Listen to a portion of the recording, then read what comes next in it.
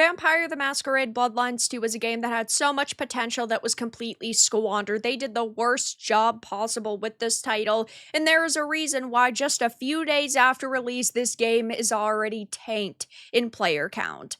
I have a few different things to show off, but before I get into the topic, if you enjoy the content I create, check out the links in the description, join the community in my live streams, and consider supporting through Patreon or YouTube memberships. Now, sure, whenever a single player title comes out and it doesn't have like a multiplayer or co-op component, it usually does eventually drop in player count, but this close to release is not a good look, right? Usually it takes 2 to 3 weeks minimum for games to really start falling off, especially a title that is supposed to be a rich RPG with so much to do, and you're going to get so much value out of this game because its all-time peak was already really bad at 27,000 in 11 days ago on release.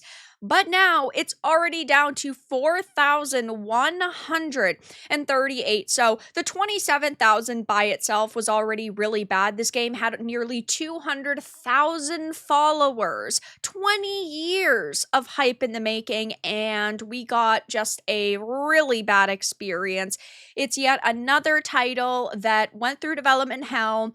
It was stopped and restarted several times. There were several different teams that worked on this, but to top that off, we are talking about a game that was modernized. They dropped a lot of systems. They didn't expand upon more systems that either the base game started or the TTRPG had, and they decided, you know what, we're going to put the least amount of effort into this possible. And it's wild that day one they wanted to charge you $30 for DLC. I know that they backtracked on that after a lot of backlash, but they thought this game was in such a good state and that people were going to like it so much that they were going to pay $30 extra for clans, and I don't remember what else came in the bundle. I think like exclusive missions and maybe some cosmetics, but either way, they were going to charge you $30 for it. And wow, was that a slap in the face to their customers. But having only 4,000 people in game, not even 2 weeks after release,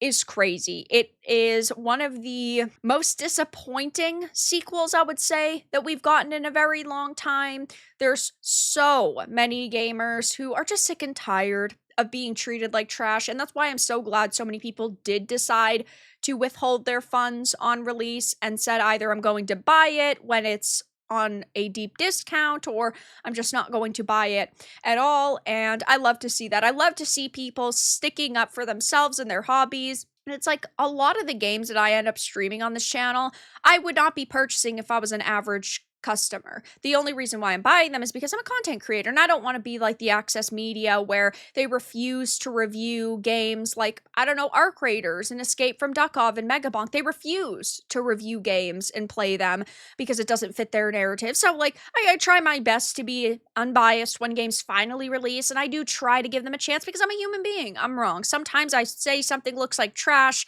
and then it comes out and it's actually half decent, but they definitely did not get my money for Vampire the Masquerade Bloodlines 2. I was not impressed with what I saw. I was not impressed with what they came up with, and really they deserve the low scores that they are getting based on, the content I've watched of this so far. It does not look good. And right now the critic score is sitting at a 63, which I think is quite generous based on the content that I've seen, but the user score is sitting at an unfavorable 4.5. It is very bad when it takes 20 years for your game to finally come out, and this is the type of score that it launches to. And on Steam, it's not doing good either. It's sitting at a mixed with 4,397 reviews, tons of people not recommending it, saying it's bad, and there are some positives here. If you've played this and you are loving it, I'm happy for you. I'm glad you're enjoying it. I'm glad you got your money's worth. I want people to be able to enjoy entertainment, but man, are there a lot of people saying, yeah, I feel like I got scammed.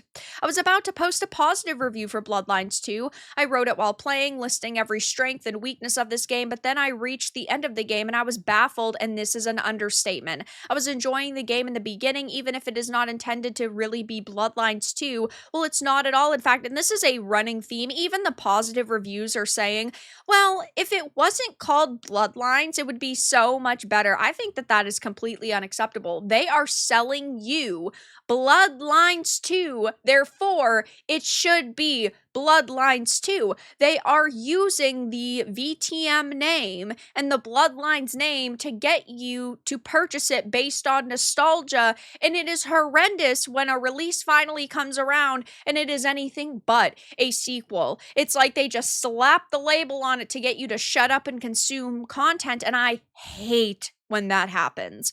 It's not really a sequel to Bloodlines, but it is a really good vampire game. Great story, interesting characters, fun combat. I think that if you have to go into it and say it's really not a sequel to Bloodlines, that should instantly be a negative. That's just my opinion, though. Despite being more or less the poster child for development hell, the game is actually better than many of the reviews would have you believe. Yes, it does feel a bit half-baked in places, and it certainly has its fair share of jank, but as long as you go into it with the understanding that it's an action game with some light role-playing elements rather than an RPG, you'll probably like it. Yeah, that's not really a selling point, at least in my opinion. And now if we go to Metacritic, well, things are not looking good.